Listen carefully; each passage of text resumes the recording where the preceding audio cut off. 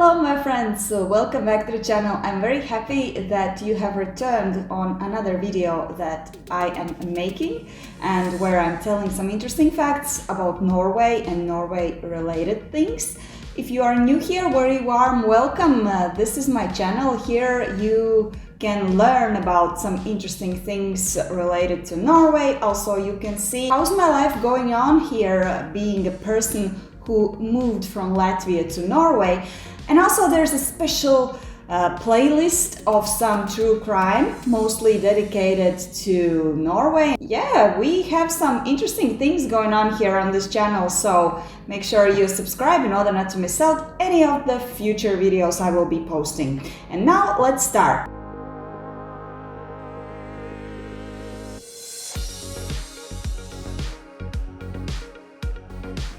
The first fact is that Norway consumes a lot of coffee. That being said, this is my morning coffee because I'm again filming in the morning. But yeah, it was a surprise for me because Norwegians usually do not associate with heavy coffee drinkers, but it is what it is.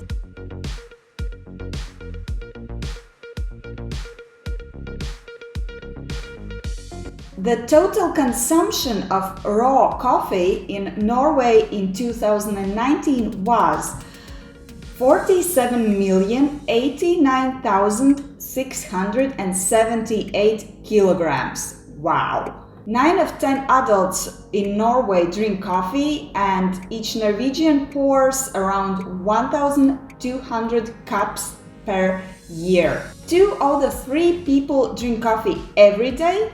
And in total, Norwegians drink 11 million cups of coffee during one day. Statistics from the last 50 years show that the demand and popularity and consumption of coffee remains very high throughout all of these years. And in 2010, I guess they made some kind of survey, and this result of the survey showed that in that year, 2010, just over 40 million tons of coffee was imported in Norway. So it is interesting actually to know what kind of coffee is the most popular and most common here for Norwegians. Do they fancy some cappuccinos or latte? Or whatever the fancy ones. Actually, Norwegians are very laconic in regards to their coffee drinking habits.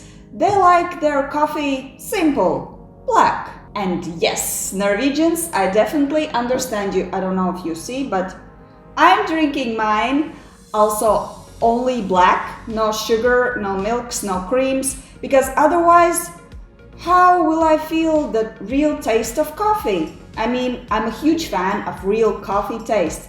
I'm not drinking it for caffeine in most cases. I'm actually drinking because I like the taste. And if I put some kind of sugars or creams or whatever, it just beats off the real coffee taste. That being said, yes, I sometimes drink cappuccinos and stuff like that, but in those cases, it's more like a dessert or some kind of treat. So yeah, Norwegians, I totally understand you. I also like my coffee like this, black. And let's not forget another very typical thing related to coffee, which also is the same here in Norway. Coffee is the right drink for socializing, because when you meet your friends, let's say in some coffee shops or cafes, you usually order coffee. And when somebody comes at your place or you're visiting somebody, you make coffee. And coffee is actually also, I read somewhere, big thing for hikers here in Norway. And you know that Norwegians are all about hiking, walking and going up the mountains. So in line with another very typical Norwegian thing that I have already mentioned in several of my videos, the chocolate bar called Quick Lunch, they also usually take with themselves coffee. And I read somewhere that I even have this term that is called Turkaffe. Norwegians who are watching this video, write down in comments if it's really like that. Do you really take your coffee in your hikes and call it tour cafe? However, there was another survey that I read, and it said that when the weekend comes, when everybody's going to party, or I don't know, just chilling with friends, the consumption of coffee somehow drops off. And in my opinion, you can explain that with the fact that during weekends, people usually tend to change coffee to some other drinks. They also make you happy. Not promoting alcohol here. Not promoting alcohol, just saying. So we all understand that Norway is actually not suitable for growing coffee beans here. This means that a lot of coffee is actually imported. And the history is, as I read in some sources, that between 1917 up to 1927, Norway had a prohibition on alcohol, and this, as you understand, mainly applied to alcoholic drinks. And this is why somehow they switched to coffee, because they needed some kind of other socializing drink, and also that gave them some kind of boost, and caffeine is known for giving that, for sure. And even when the prohibition ended, people still stuck to the coffee, firstly because it gave the necessary result, it served for the necessary purposes, and third, it's cheaper than alcohol. Right? And now let's just add something from my own experience. From what I have experienced, yes, Norwegians do really like their coffee. Norway is one of the leading countries in regards to coffee consumption. When we calculate per capita consumption, only the Finns drink more than Norwegians. And another thing, a typical Norwegian will definitely have one or more coffee making related appliances at home, because they love their coffee so much. And another side note, you know Vitaly? He's not a coffee lover. He has never been a coffee lover. Wherever we've been living, like in Russia or in Latvia, he wasn't like a huge fan of coffee and coffee taste. But here, once we came to Norway, things totally changed. Of course, he doesn't drink it black. He usually adds some sugar or milk, or prefers cappuccino, but the thing is that now he drinks coffee almost every day, at least one, sometimes even 2 cups of coffee. So yeah, Norway changes a lot your traditions and perception of coffee. Even a person who doesn't like coffee might start drink coffee every day. So the next thing I'm going to mention in this video is quite a recent one, and it made headlines in international media and caught the attention of so many people, basically because it touches a very topical issue nowadays. And yeah, I think it's a good start towards something good. And if you don't know what I'm talking to about, you are about to know about that. Norway is the first one to introduce a law that obliges influencers to label their photos on social media platforms. Or in other words, they have to say to people when they have retouched their photos. And it's a very great, I guess, idea. And the law, of course, has not been accepted and is not effective. It's only introduced, and there's still so much work to be done. But I wanted to add this in my video, and let's discuss it.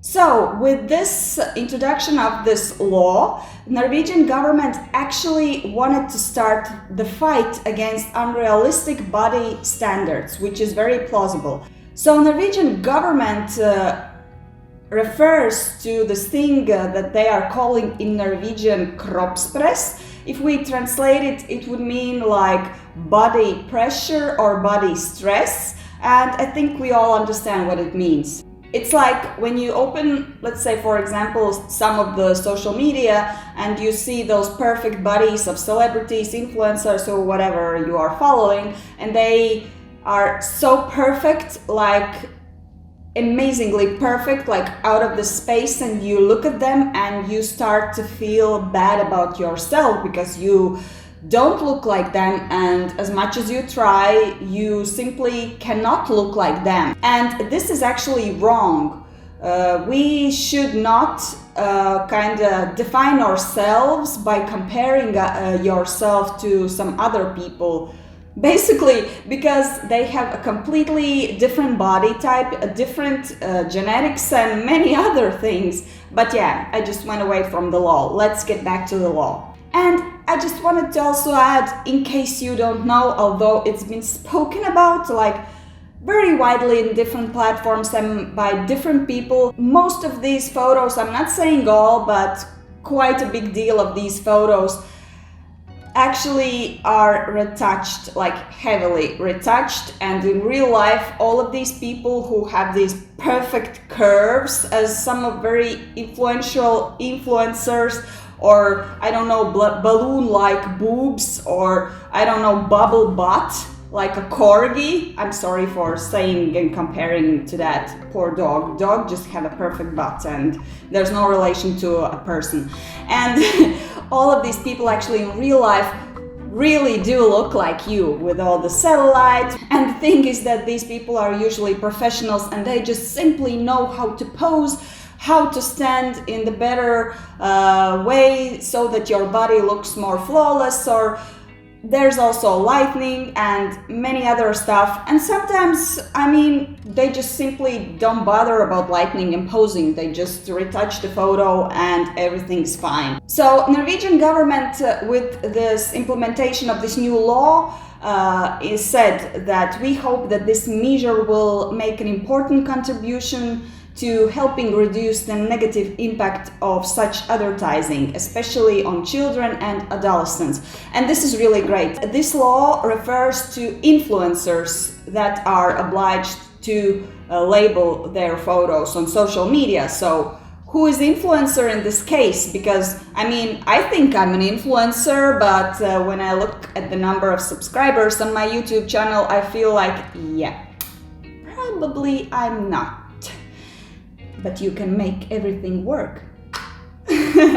In this case, the law refers to influencer as a person who posts a photo on social media, and by this photo he is selling something, advertising something, or this post is paid by a sponsor. So in this case, this means you're an influencer because you're selling, and most probably with selling these things you are reaching more people than just simple people like me who's just trying and doesn't have any sponsors.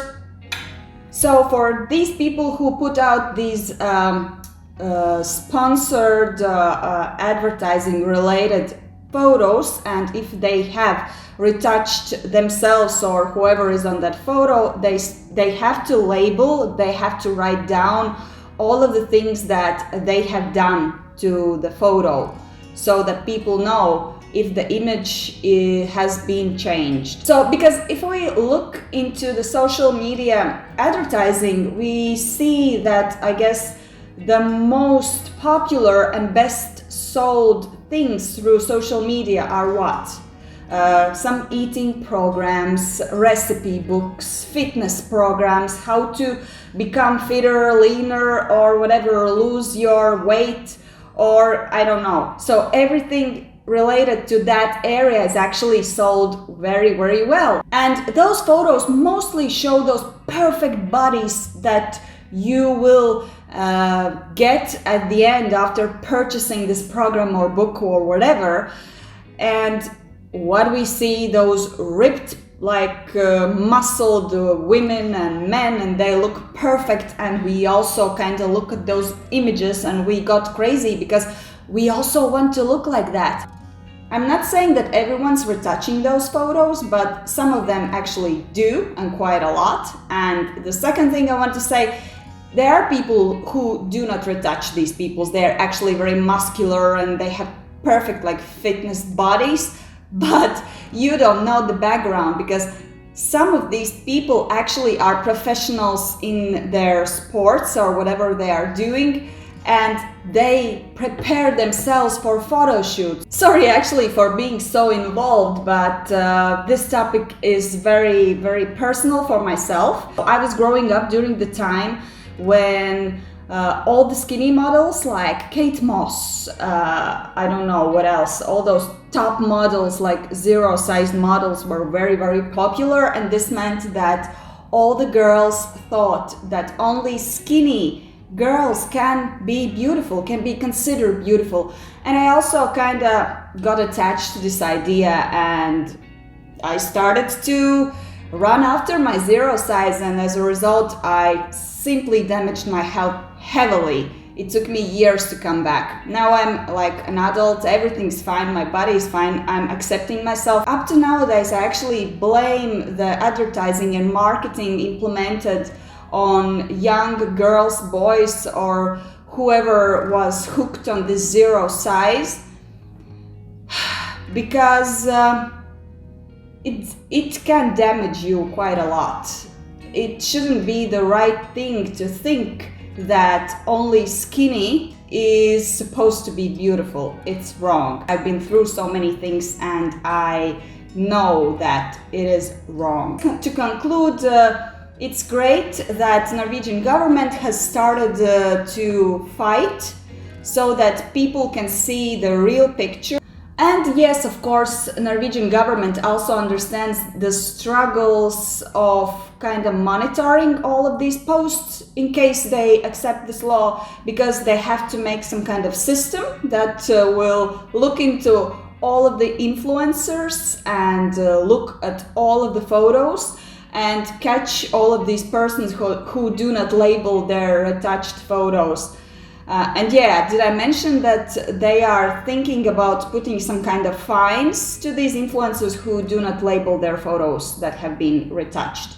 And the second thing is that if they accept this law and if it's implemented, it will be valid only in the country of Norway. And this means that this law will mainly apply to the influencers from Norway. And people here will still see posts from influencers from other countries who do not have this rule. So basically it will restrict only influencers living in Norway. And we will still see here in Norway posts from superstars who just simply continue doing what they have been doing all this time. So it will be really interesting to discuss what are your opinions regarding this in the comment section, because I am very passionate about this topic, and I like that Norway has started to think about things like that. Also, the fact that I'm saying I support the fight against Kroppspress does not by any means imply that I'm supporting people letting themselves down, like not thinking about their health, which includes nutrition and activities. I have always been an advocate for people staying active, but to the extent they actually find the activity they enjoy to have a good health. And I have never been against treats. I am all about balance and staying healthy when it comes to food. I just want people to be happy in their minds and body and not feel bad just because they look different from the imposed social media images. Because who said that that image is the right way how a person should look? We are all beautiful, and that is what matters. And the third thing, so what is your favorite takeout or food in the cafes? I just realized that I haven't been eating one of my favorite foods here in Norway. Yeah, I'm talking actually about sushi. I checked it twice, I checked it 3 times, and yes, it looks like Norwegians did it. The sushi that you like so much, the one with salmon, actually it is thought that all of this was introduced to Japan by Norwegians. Yep.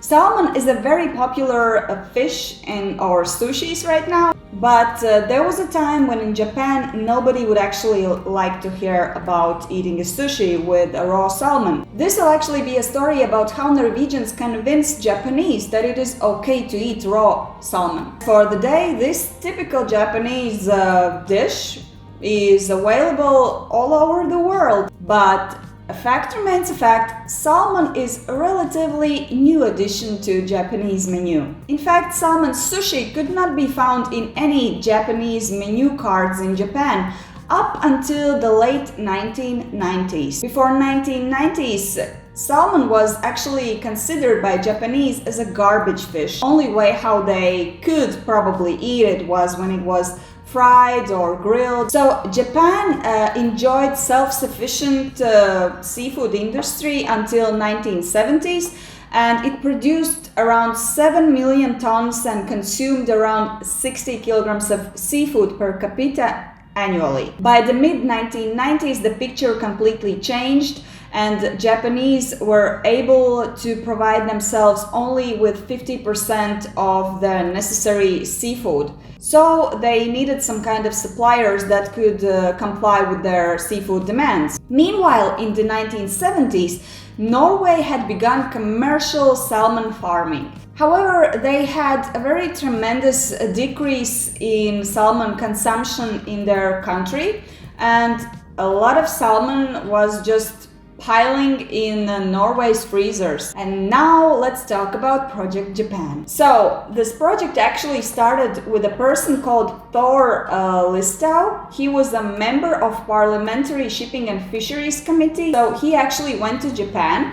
It was some kind of trade delegation visit in 1974, and he got very inspired there, and he kind of thought that it would be great that Norway could help Japan with their seafood necessity. Listau, after this trade delegation visit and after considering this thing that he could probably start to offer his seafood stock to Japan, decided to go back again and talk to Japanese. So he went back in 1985 and brought with him a whole Norwegian seafood delegation. And after that, when he returned, he created a special government initiative called Project Japan, and its main goal was to promote Norwegian seafood in Japanese soil. The project actually was very fruitful, or should I say fishful?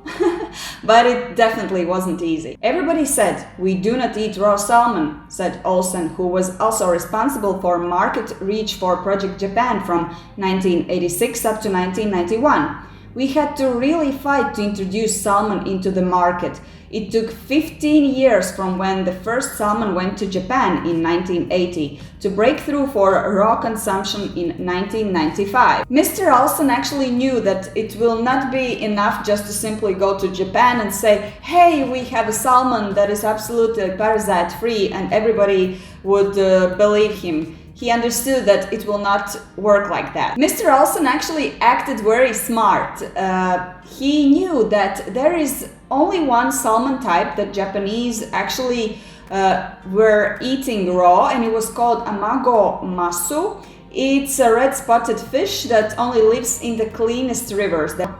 It doesn't have any parasites, and it was considered a delicacy. Mr. Olsen had to convince Japanese that Norwegian salmon is exactly the same. They said it is impossible. We Japanese do not eat salmon raw. They said it doesn't taste good. They said the color is wrong also. It should be redder. It has a smell. And they said that the head was the wrong shape. And then Mr. Olsen did a little research about Japanese traditions and perception of raw salmon, and he actually somehow got to know that in the embassy of Tokyo, everyone, including Japanese visitors, were quite often served with raw salmon, and everybody kind of liked it. So this only kind of confirmed the fact that it wasn't about the taste, it was more like about the perception of raw salmon in Japan. So then they started to advertise Norwegian salmon in Japanese press. They were writing how good it is, that there are no parasites, but it didn't work. It didn't give any results. People still were confident that eating raw salmon is bad. And in Norway at that time, people started to kind of shift towards red meat. And this meant that the Norwegian seafood industry was on the verge of collapse, and something had to be done. And One good thing happened. In 1992, a company from Japan called Neichirei, I'm sorry if I'm pronouncing it incorrectly, reached out to Norway and said that they would buy 5,000 tons of salmon from Norway. But they had only one condition, that the salmon could be sold only in the form of sushi. And then the strangest thing happened, because in the form of sushi, the Norwegian salmon became crazy popular. Japanese chefs started to include this Norwegian salmon in their sushis, and people really like to eat these sushis with Norwegian salmon, and the demand to have more Norwegian salmon in Japan increased. And in several years, salmon sushi was sold in almost every sushi restaurants in Japan, and Norwegians actually did what looked like will not be possible. While doing this research of the topic, I also came across the term called soft globalization, which means that countries are trending to add some slight changes to the recipe so that it is more pleasable to their audience. An example would be one of the most favorite sushi rolls called California roll. Who doesn't like it? That is kinda an American way of sushi adaptation. In short, just wanted to say that of course we understand that sushi is the pride of Japanese cuisine, and I'm not saying that Norwegians are the ones who invented sushi. It's definitely Japanese and will always stay like that, but this is just like a side note from Japanese cuisine history that is also very important and interesting to know. And it's good to know that this little pinch that gave us the most tastiest salmon sushi is coming from Norway. So I hope you enjoyed all of these three things I was mentioning about Norway in this video. I hope we will meet in the comment section, because I think all of these three topics I was covering today are a very good soil for discussion, and I'm very eager to know your opinions. That being said, make sure you check out all of the other videos on my channel, make sure you have subscribed, and if you would like to support me, there's a link down in the description box and you can support me on Patreon. That being said, I hope you have a lovely day. See you next time!